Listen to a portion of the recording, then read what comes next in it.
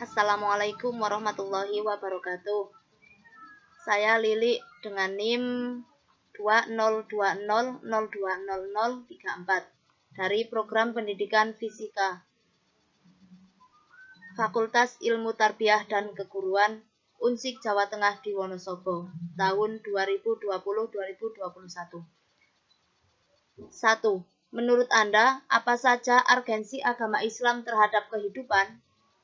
Menurut saya, agama dalam kehidupan sangatlah penting, karena agama dalam kehidupan sebagai landasan utama kepercayaan bagi para penganutnya. Agama juga mengandung sumber moral, keyakinan, kepercayaan, pegangan, serta sebagai petunjuk dalam kehidupan. Bahkan, jika tidak ada agama, kehidupan di dunia ini tidak akan teratur. Pasti banyak kekacauan, kerusuhan, kriminalitas. Apalagi dalam bidang politik, agama sangat dibutuhkan dan juga dipentingkan. Untuk agama Islam sendiri mengandung unsur rahmatan lil alamin, kedamaian, serta kecerahan dan petunjuk bagi umat Islam. Yang kedua, menurut Anda, apa saja karakteristik insan kamil? Menurut saya, karakteristik insan kamil ialah berfungsi akalnya secara optimal, yakni akal yang berfungsi itu dapat mengetahui segala perbuatan baik seperti adil, jujur, berakhlak sesuai dengan esensinya, dan merasa wajib melakukan itu. Yang kedua, berfungsi intuisinya atau jiwa manusianya. Jika yang berpengaruh dalam diri manusia adalah jiwa manusianya, maka orang itu hampir menyerupai malaikat dan mendekati kesempurnaan. Yang ketiga, mampu menciptakan budaya sebagai bentuk pengamalan dari berbagai potensi yang terdapat pada dirinya sebagai insan. Manusia yang sempurna adalah manusia yang mampu mendayagunakan seluruh potensi rohaniyahnya secara optimal. Yang keempat, menghiasi diri dengan sifat-sifat ketuhanan. Manusia termasuk makhluk yang mempunyai naluri ketuhanan atau fitrah, maka ia cenderung kepada hal-hal yang berasal dari Tuhan dan mengimaninya. Sifat-sifat tersebut menyebabkan ia menjadi wakil Tuhan di muka bumi. Yang kelima atau yang terakhir, manusia sebagai khalifah yang demikian itu merupakan gambaran yang ideal, yaitu manusia yang berusaha menentukan nasibnya sendiri, baik sebagai kelompok masyarakat maupun sebagai individu yang memiliki tanggung jawab atas kehendak yang bebas. Manusia yang insan kamil meski memiliki kebebasan, namun pasti mengendalikan dirinya dari hal-hal yang tercela. Soal nomor 3. Menurut Anda, apakah toleransi beragama itu penting? Jelaskan pendapat Anda. Menurut saya, toleransi beragama itu sangatlah penting. Karena dengan adanya toleransi, kita bisa menghargai dan dihargai oleh orang lain. Jika tidak ada toleransi beragama, bagaimana kehidupan di dunia ini, terkhususnya bagi Indonesia yang banyak sekali suku, ras, budaya, agama, dan lain-lain yang berbeda-beda. Apalagi dengan adanya semboyan kita, yaitu Bhinneka Tunggal Ika, yang berarti meskipun berbeda-beda, tapi tetap satu jua. Oleh karena itu, kita sebagai manusia harus tetap bertoleran dengan orang lain. Supaya apa? Supaya kehidupan kita tentram, damai, dan nyaman. Soal nomor 4. Jelaskan keterkaitan akidah, syariah, dan akhlak dalam setiap perbuatan manusia, dan berikan contohnya. Akidah, syariah, dan akhlak pada dasarnya merupakan satu kesatuan dalam ajaran Islam. Ketiga unsur tersebut dapat dibedakan tetapi tidak dapat dipisahkan. Akidah sebagai sistem kepercayaan yang bermuatan elemen-elemen dasar keyakinan, menggambarkan sumber dan hakikat keberadaan agama. Sementara syariah sebagai sistem nilai berisi peraturan yang menggambarkan fungsi agama, Sedangkan akhlak sebagai sistematika menggambarkan arah dan tujuan yang hendak dicapai agama.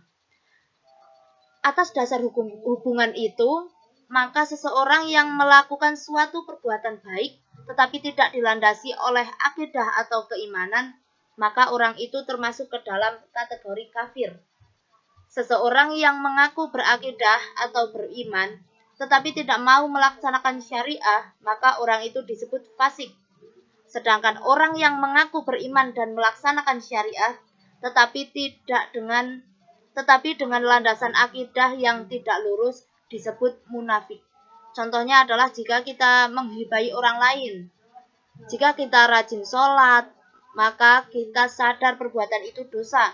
Meskipun tidak ada orang lain yang melihatnya, tetapi kita tahu bahwa Allah Subhanahu wa Ta'ala melihat dan mengawasi kita 24 jam tanpa berhenti. Soal nomor 5. Jelaskan pendapat Anda, konsep Islam rahmatan lil alamin itu seperti apa? Islam adalah agama yang penuh keselamatan. Ketika seorang muslim menjalankan ajaran agama Islam dengan baik, maka Allah Subhanahu wa Ta'ala akan menyelamatkan di dunia dan di akhirat. Konsep Islam rahmatan lil alamin adalah merupakan tafsir dari ayat 107 surat Al-Anbiya ayat 21. Konsep Islam rahmatan lil alamin adalah merupakan tafsir dari ayat 107 surat Al-Anbiya, surat ke-21 yang berada di juz 14, yaitu Bismillahirrahmanirrahim. Wa ma arsalnaka illa rahmatan lil alamin. Yang artinya, dan kami tidak mengutus engkau Muhammad melainkan untuk menjadi rahmat bagi seluruh alam. Sebagaimana dikemukakan di ayat tersebut yang tadi, ayat ini oleh Ahmad Mustafa Al-Maraghi ditafsirkan sebagai berikut, yang artinya, yakni tidaklah aku mengutus engkau Muhammad dengan Al-Quran ini, dan yang serupa dengan itu berupa syariat dan hukum yang menjadi pedoman kehidupan bahagia di dunia dan di akhirat, melainkan sebagai rahmat dan petunjuk bagi kehidupan mereka di dunia dan di akhirat. Rahmatan lil alamin atau rahmat segala seluruh alam merupakan kalimat yang sering keluar para ceramah ketika sedang menggambarkan salah satu karakter atau prinsip utama Islam sebagai agama yang mengayomi dan merangkul semua pihak dan dalam semua hal. Secara etimologis, kalimat rahmatan lil alamin terdiri atas 3 bagian, yaitu kata rahmat yang berarti karunia dan nikmat, dan huruf li yang berarti untuk, dan kata alamin yang berarti bentuk plural dari kata alam yang berarti seluruh alam. Secara terminologi, dalam ilmu kalam atau teologi Islam, kata alam didefinisikan segala sesuatu selain Allah, yang mencakup seluruh isi alam semesta dunia, baik makhluk hidup, benda cair dan padat ataupun gas, serta makhluk ciptaannya yang abstrak atau gaib. Sehingga bisa disimpulkan pengertian rahmatan lil alamin adalah bahwa Islam merangkul dan mengayomi semesta dan segala isinya tanpa terkecuali. Untuk soal nomor 6, yaitu saat di Indonesia, pemaknaan radikalisme masih menjadi perdebatan. Bagaimana menurut pendapat Anda tentang radikalisme khususnya di Indonesia? Oke, menurut pendapat saya, tentang radikalisme di Indonesia adalah sudah merajalela. Bahkan hampir setiap tahunnya meningkat drastis. Rata-rata yang menjadi korban adalah orang-orang yang sedang dalam keadaan kurang mampu. Contohnya seperti di masyarakat Sulawesi Barat yang sedang membutuhkan bantuan, akan tetapi ketika bantuan sedang dalam perjalanan ternyata dihalangi oleh masyarakat sekitar yang tidak mempunyai hati nurani, bahkan sampai menodongkan senjata tajam kepada pembawanya atau yang membawakan untuk pengirim masyarakat Sulawesi Barat yang sedang terkena musibah. Untuk soal nomor 7. Isu HAM, gender, dan pluralisme di Indonesia juga masih menjadi isu yang sangat hangat untuk diperbincangkan. Bagaimana perspektif agama Islam terkait hal itu? Islam membawa ajaran luhur dan ideal bersumber dari Allah Subhanahu wa taala dengan konsep Al-Qur'an dan diteladani implementasi oleh Rasulullah SAW, khususnya dalam mengangkat derajat perempuan yang secara historis termarginalisasi ke derajat yang setara dan bahkan terkesan lebih dimuliakan. Konsep ideal Islam tentang gender terbiasakan karena dua hal. Pertama, pemahaman terhadap sumber hukum yang bersifat tekstual dan dogmatis. Yang kedua, perolehan pemahaman umat Islam dari mubaligh yang terkesan patriarkis dan memarginalkan perempuan dalam materinya, sehingga mengembalikan umat Islam pada bias gender di era jahiliyah sebelum datangnya Islam yang patriarkis dan memarginalkan perempuan. Hukum yang dibuat pemerintah Indonesia dari pusat sampai tingkat peraturan desa dianggap tidak mensejahterakan perempuan, malah terkesan tidak ramah terhadap perempuan.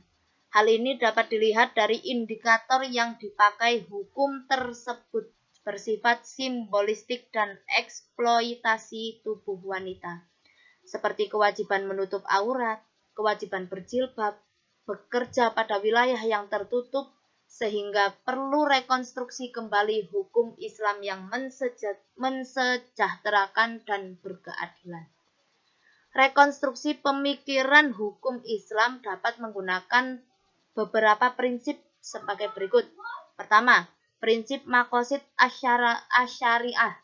Yang kedua, prinsip relativitas fiqih. Yang ketiga, prinsip tafsir tematik. Yang keempat, prinsip kemaslahatan atau al-maslahat. Yang kelima, prinsip kesetaraan dan keadilan gender, al-musawah al-jinsiyah.